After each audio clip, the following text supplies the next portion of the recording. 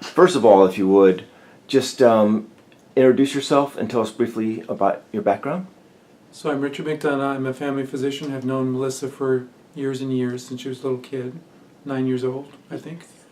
So background is family medicine. Went to University of Illinois School of Medicine. Did my residency at the University of North Carolina. I've been in private practice here in Barrington for 30 plus years. Okay, excellent. And let's talk about how you came to diagnose Melissa with Pompe. Well, again, I've known Melissa forever, and she's, as you probably can sense, a very high energy woman. After the birth of her youngest child, she came in one day and she was having trouble actually holding her infant. And, that's very unusual for her. I thought this is something very unusual is going on. And did some muscle testing, and there was some weakness that I've never seen her have before. So we started some tests, and these are just generalized muscle enzyme tests that were done via the blood. And I'd love to sit here and tell you that I thought, oh, this is Pompe disease, but no way would I ever have thought that. But there were some abnormalities showing up in the blood tests, muscle enzyme inflammation. So that led us to the cascade of tests that ultimately ended up with the diagnosis of Pompe. And again, that's a very unusual thing for an adult to have this and to present at this particular time of life. There's a subset of people that have this. And what is so rare about her case? Well, again, usually this is something seen at birth or shortly thereafter. The young kids who are born with it, sometimes it's a fatal diagnosis. So to get to this stage in life and then have the genes surface for whatever reason is rather unusual. Now, I don't have another case of Pompe disease in my practice, so my knowledge is all focused on Melissa's care. So I can't reference a whole bunch of people I've seen over my career. But again, as I do my reading, this is unusual for this to show at this stage of life.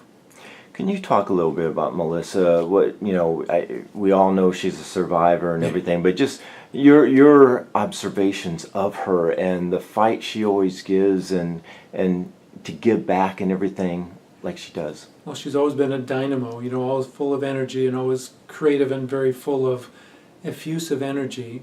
So it was so unusual for us to see her weakened and even a little bit unable to care for her newborn. But this was a real surprise, this diagnosis, and if you read through all the particulars of it, it is rather daunting because there are health issues that sometimes evolve over time.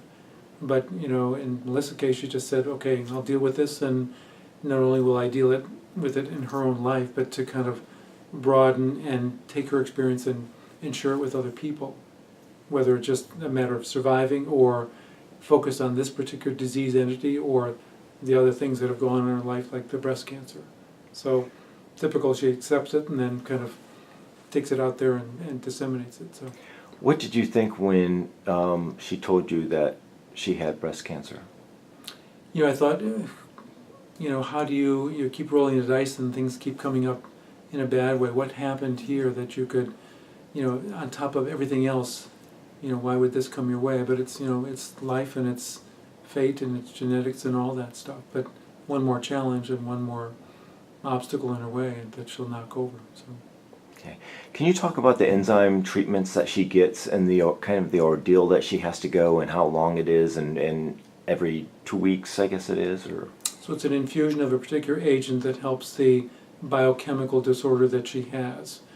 And it requires some pre-medication and then getting an IV infusion over a block of time.